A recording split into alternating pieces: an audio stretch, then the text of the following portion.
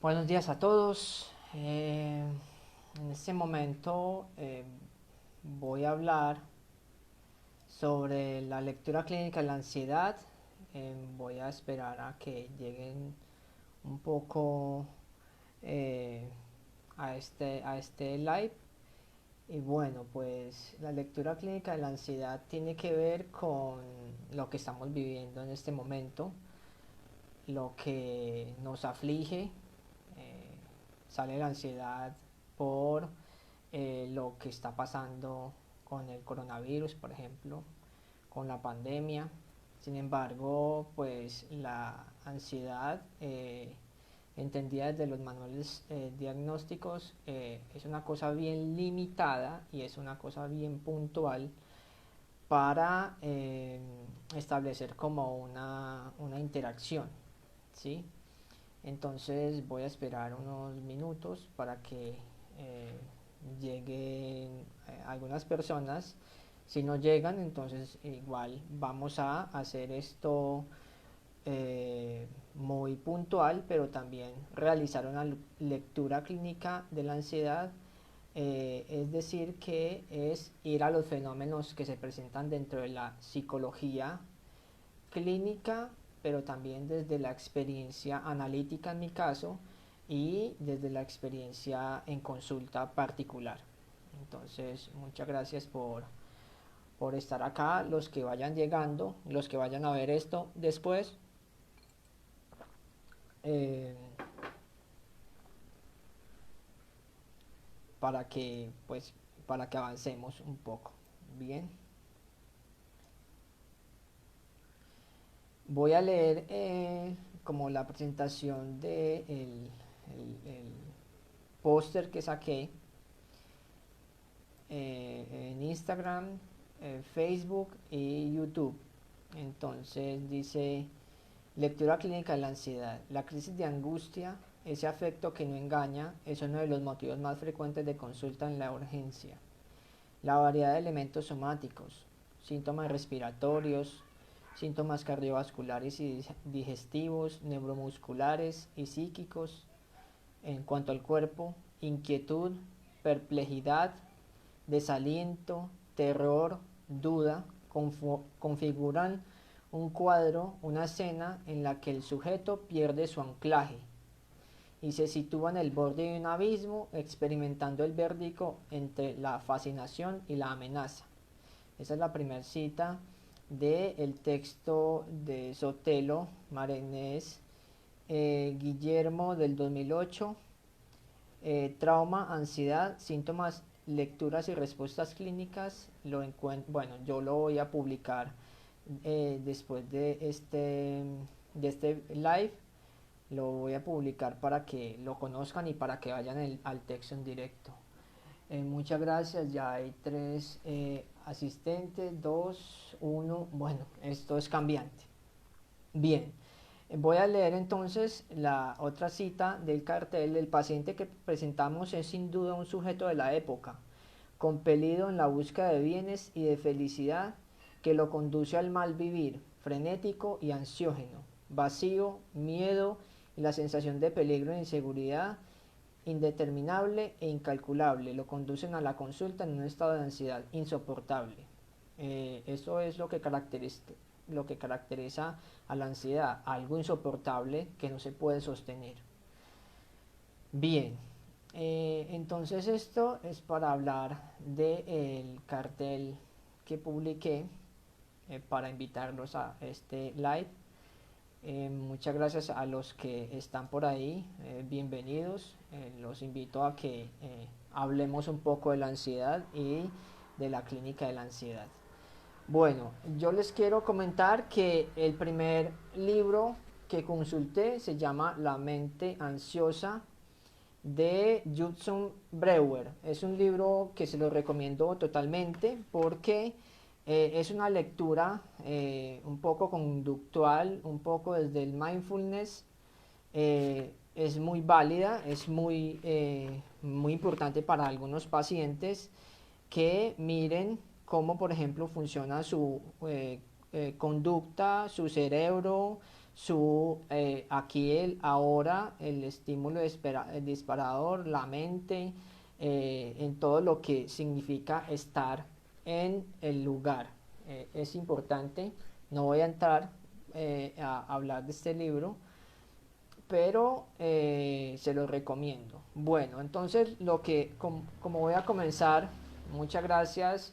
Por ahí está Paul. Bienvenido, Paul, muchas gracias. Eh, Como voy a comenzar es hablando de la ansiedad en un libro que se llama Semiología del Psiquismo. Esto en la universidad y en psicopatología lo vimos mucho. Entonces les quiero compartir esa definición. Esa definición eh, está también publicada en los carteles que saqué, en las imágenes. Afecto 87.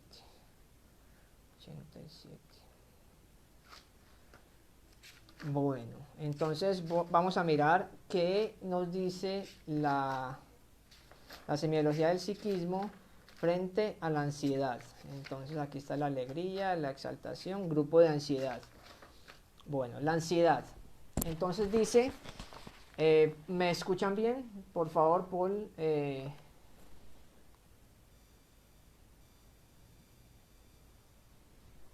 ¿Me están escuchando? Por favor, me dicen. Gracias. Bueno, la ansiedad habitualmente se usa como sinónimos angustia, desesperación, desasosiego. Es una experiencia asociada con la expectativa de un peligro no identificado, con precisión ni claridad, pues cuando se logra identificarlo, esta emoción se denomina miedo o terror. En la ansiedad, la evaluación de los eventos circunstantes puede resumirse como no sé qué hacer. Es vaga, desplacentera, se acompaña de manifestaciones somáticas como la taquicardia, las palpitaciones, la presión torácica, mareo, hormigueo, temblor, sudoración, palidez facial, eh, palidez facial, hipertensión arterial, molestias abdominales, urgencia urinaria, favorece el insomnio y la falta de apetito. La conducta asociada es la inquietud y la vigilancia. En las funciones cognitivas asociadas al pensamiento limita la capacidad de concentración y la posibilidad de organizar los pensamientos. Distorsiona la percepción en la memoria, también dificulta la evocación de recuerdos, si bien en ocasiones puede favorecer la fijación marcada o persistente de estos, especialmente si los estímulos que causan la ansiedad son de gran intensidad, como cuando está en peligro la vida. Es una cuestión de supervivencia. Varía de forma importante tanto en la intensidad como en la duración.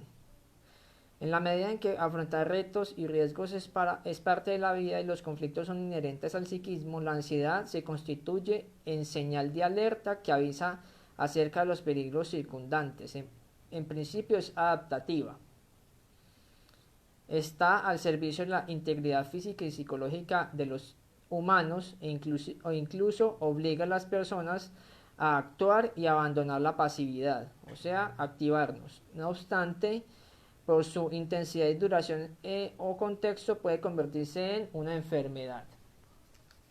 Entonces, así definida la ansiedad, cuando la semiología del psiquismo nos habla de que se definen o son sinónimos la angustia y la desesperación o el desasosiego.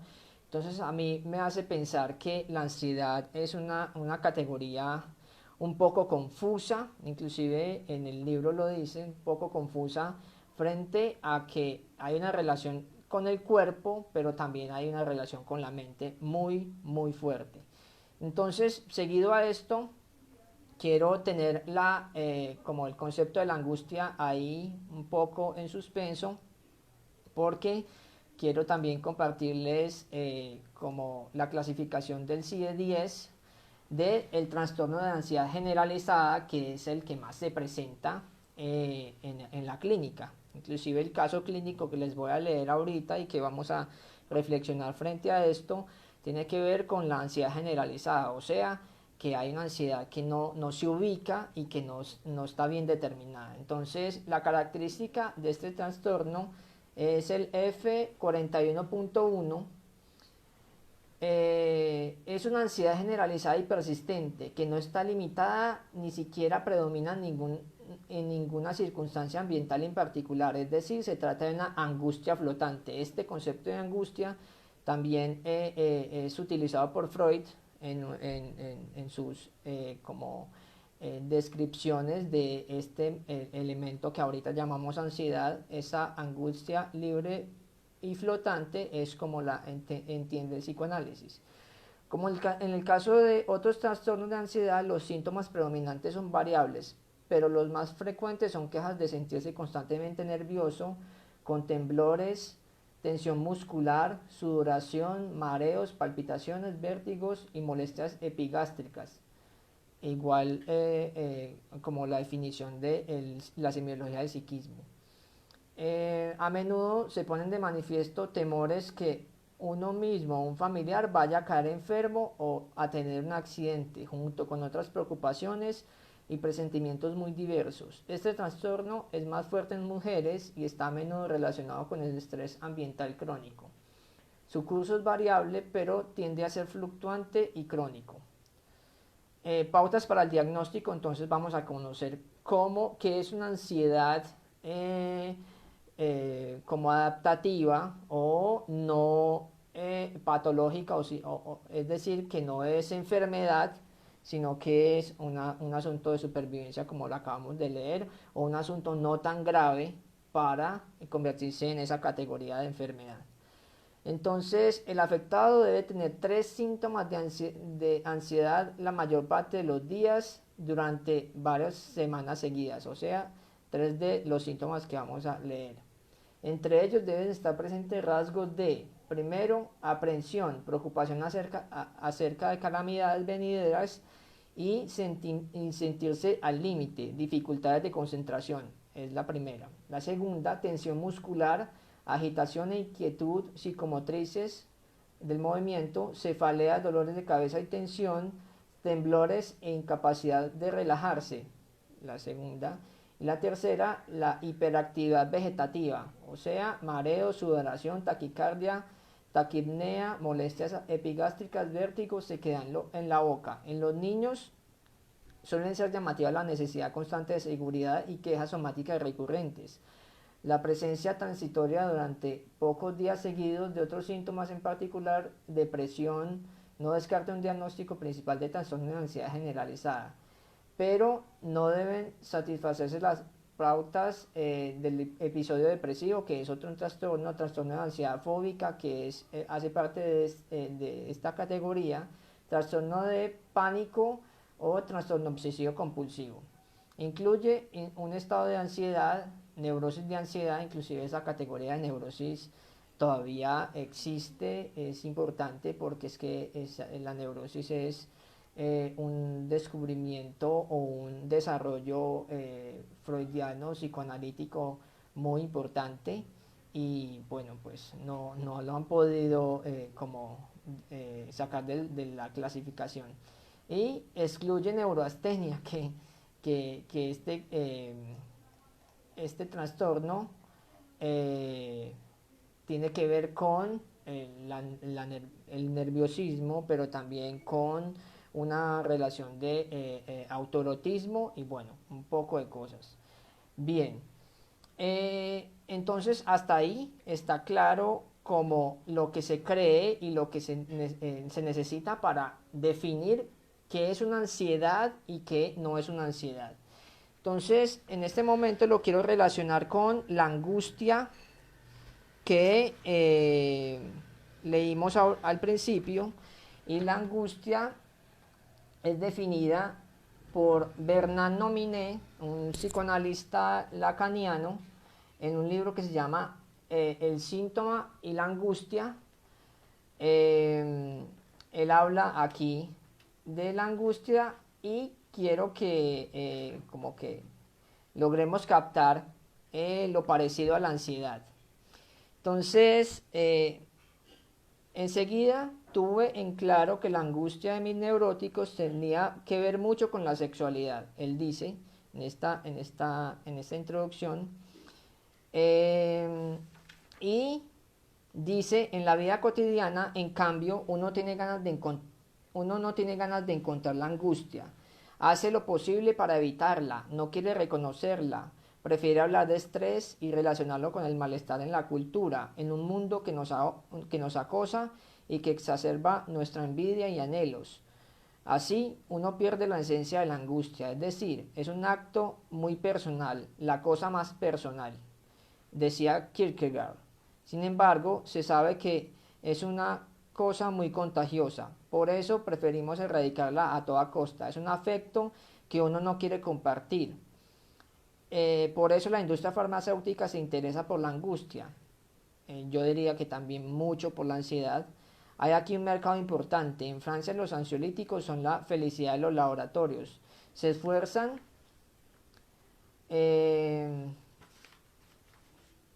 en borrar esta señal de alarma. Bueno, acá voy a hablar un poquito de psicoanálisis. Lacan decía que la angustia es una señal de alarma, una señal que no engaña. Entonces uno prefiere apagar la señal de alarma y seguir engañándose. La angustia, en tanto señal de alarma, advierte al sujeto que algo está aproximándose, que un peligro amenaza. ¿De qué se trata?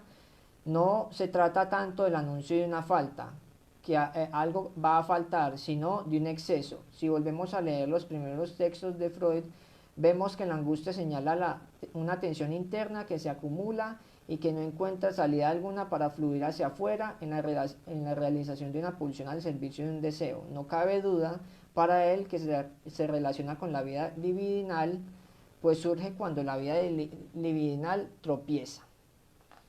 Entonces, ahí quiero marcar como el paralelo entre la angustia y la ansiedad, que yo podría decir que ahorita la ansiedad es lo que significaba la angustia anteriormente. Bueno, porque además el psicoanálisis y unas comprensiones más profundas dicen que hay algo que se escapa, pero eso que se escapa no necesariamente está hablando de algo que falta, sino algo que sobra, como acabamos de leer. Bien, bueno, muchas gracias. 5 están viendo, muy amables, bienvenidos a este espacio. Estamos hablando de la lectura clínica de la ansiedad. Si tienen alguna pregunta, si tienen algún comentario, bien lo pueden hacer.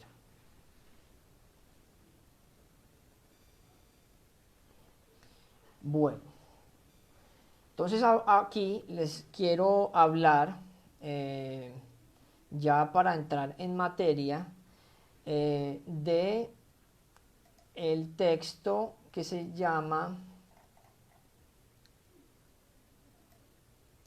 Trauma, Ansiedad y Síntoma, Lecturas y Respuestas Clínicas, de Sotelo María Inés y de Belaga Guillermo.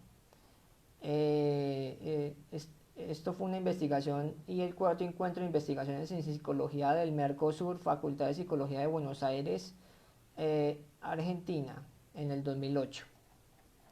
Entonces, este texto se los voy a dejar, se los voy a compartir, pero quiero que leamos el ejemplo clínico que nos da ella para hablar de la ansiedad y de la angustia. Bueno, entonces nos comienza a hablar de un caso clínico de una viñeta. Las voy a leer y les haré algún comentario. Patricio va por la autopista conduciendo su auto hacia el trabajo. Comienza a sentir inquietud, sudoración, sensación de ahogo, opresión en el pecho. Trata de controlarse y no lo logra. Los síntomas van en aumento y comienza a invadirlo la idea de que va a morir y de que padece un infarto. Logra salir de la autopista y se queda allí por largo rato, esperando que el ansiolítico que desde hace un año lo acompaña haga su efecto. En realidad, el último tiempo ha sido vertiginoso. La situación del país, el riesgo de perder el trabajo, malas inversiones sobre lo que se creía su dinero seguro, los reclamos de su mujer, los problemas se incrementan, pero logró mantener cierto equilibrio y control hasta que esta irrupción sintomática lo desestabiliza y el pánico lo invade. El peligro ronda todo el tiempo en su cabeza y lo que es peor, ha atravesado la barrera de los ansiolíticos. Si bien lo alivian, no lo protegen, se ha sumergido en cierto más allá.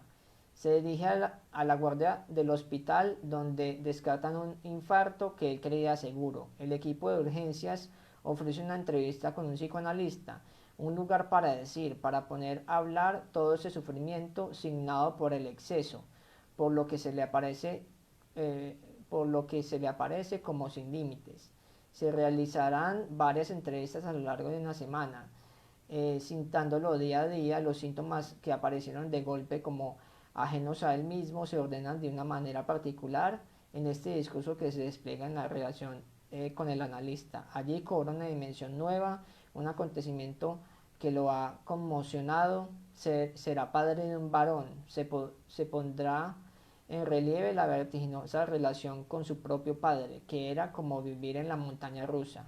El paciente eh, descubre que la realidad actual le ha dado letra, le ha dado un texto durante un tiempo que le permitió encontrar un sentido común a sus síntomas y un remedio común a los mismos. Los psicofármacos o las psicoterapias con objetivos limitados que bajen la ansiedad y que mejore el rendimiento laboral son limitados. Patricio transita en el camino que va desde el vértigo al que el padre lo conducía a su propio vértigo de convertirse en padre, es decir, de una identificación. Esto es importante, ahorita les comento algo. El alojamiento en el dispositivo ha producido un primer efecto de alivio, pero fundamentalmente lo posiciona en otro lugar, más allá de la contingencia de vivir en este país. El sufrimiento inundante le es propio. Es allí donde situamos la localización de la urgencia subjetiva y a fin de la urgencia con la que el sujeto llega a consulta. Entonces, en este caso, en esta viñeta, lo que hace la autora es como marcar, los autores, es como marcar el límite de las sensaciones del cuerpo. El cuerpo tiene un límite. El cuerpo nos muestra algo que, por ejemplo, en la ansiedad se nos sale de control, pero hay que buscar la explicación de ese límite que está en lo manifiesto, que es lo evidente, en otra cosa. Es decir, en este caso, Patricio lo que tenía era una angustia y una ansiedad por volverse padre como fue hijo, o sea, como fue hijo de su padre. Es decir, que en este caso, él está reviviendo una cosa muy estructural, una relación tal vez conflictiva, tal vez de demanda, tal vez de mucha exigencia, tal vez de mucha hostilidad con su propio padre. Y cuando eso pasa, entonces la ansiedad tiene otro origen. Es decir, no está bien, aunque está bien hacer todo lo posible por desaparecer la ansiedad, pero no está bien atacar un síntoma que pueden ser 1000 síntomas, que pueden ser desde no dormir hasta no comer o hasta tener un malestar estomacal. Todo eso tiene que ver con lo que se está como creando en lo profundo o se está creando en otro lado que no es necesariamente la ansiedad. Entonces, recordaba un poco la experiencia clínica, y la experiencia clínica muestra que la ansiedad está como revivida o aparece cuando uno se está acercando a algún fenómeno importante en la vida de ese paciente. Es decir, Patricio en este caso estaba tensionado, estaba ansioso, estaba desbordado en su cuerpo porque iba a ser padre. Y el acto de ser padre no es un acto fácil, es un acto de demanda física, pero también de demanda psíquica muy fuerte. Es decir, que si no se ha solucionado algo con ese padre, por ejemplo en el caso de Patricio, uno o Patricio se verá en problemas para tomar esa posición o para elegirse como padre en este caso. Entonces, lo que les quiero transmitir en este live es que la ansiedad es solo un síntoma. Y es solo un síntoma de un aparato, o sea, de un edificio anímico, emocional y del cuerpo corporal que el paciente muestra. ¿Sí? Entonces, con la ansiedad, a la ansiedad hay que actuarle, porque a la ansiedad es una cosa que incomoda, que desborda al paciente, pero después de calmar esa ansiedad, por ejemplo, por medio de fármacos, por ejemplo, con el cannabis medicinal, que es como yo lo hago, con el CBD, que es un cannabinoide terapéutico, eh, comienzan a cambiar y a bajar esos síntomas, pero no es que haya desaparecido el núcleo problemático que generó esa ansiedad. Es decir, que hay algo que nos habla de otra cosa y es esa otra cosa la que hay que intervenir. ¿Sí? Cuando desaparece la ansiedad o cuando baja la ansiedad, es importante que el paciente insista en buscar o en encontrar otras cosas que le están hablando de la aparición de ese síntoma específico. ¿Sí? Entonces, bueno, esto era lo que tenía que compartirles. No sé si alguien tiene una pregunta por allí. Hay personas conocidas, muchas gracias, bienvenidos. Eh, y bueno, pues como les digo, de la ansiedad también consulté este libro, Fundamentos de Medicina, Psiquiatría, porque ahí hay una limitación también importante, es como el fenómeno se lee desde una manera clínica muy puntual, pero terminan diciendo, por ejemplo, este capítulo que habla de la ansiedad, que es un texto corto, termina diciendo que la ansiedad es un desbalance de las fuerzas psíquicas, o sea, de las fuerzas mentales. Es como una lucha interna que se encuentra y sale por el cuerpo, o sea, en la sudoración, en la taquicardia y todo lo que acabamos de leer de ese síntoma. Entonces, bueno, muchas gracias por estar acá y por ver esta pequeña intervención sobre la ansiedad. Por aquí va a quedar este video para que lo vean después. Y lo que les quiero también hablar y es hacer una invitación, la hice en el pasado live sobre los celos y la infidelidad, es, bueno, que acudan a acompañarse o a solucionar si hay algo que solucionar, pero acudan porque estos tiempos son álgidos, estos tiempos no son fáciles a nivel emocional y a nivel anímico. Entonces, en mi consultorio hay un formulario de manera virtual, de manera presencial. Existe este formulario que da unos beneficios y queda como caracterizado el paciente para comenzar un tratamiento por medio de historia clínica y por medio de lo que necesite el paciente en ese momento. He trabajado, como les digo, con cannabis medicinal. El cannabis medicinal tiene Como les decía, el cannabis medicinal tiene unos límites, como todo fármaco o todo medicamento tiene unos límites en cuanto a la eficiencia y en cuanto a la particularidad del paciente. No es para que se esté tomando como se lo dijo quien se lo vendió, no, porque es que aquí debe de haber una intervención eh, eh, como completa e integral para seguir, por ejemplo, los fenómenos que se presentan en cada paciente. Es importante saber que se necesita un acompañamiento de psicoterapia o un acompañamiento médico, porque, por ejemplo, en casos de insomnio, eh, hay unas dosificaciones que se tienen que tomar, pero también hay que hacer un acompañamiento muy preciso. Bueno, no es más por acá. Muchas gracias a los que asistieron y que tengan feliz día. Feliz día del padre a los que son padres. Y bueno, muchas gracias por estar en esta intervención. Hasta la próxima.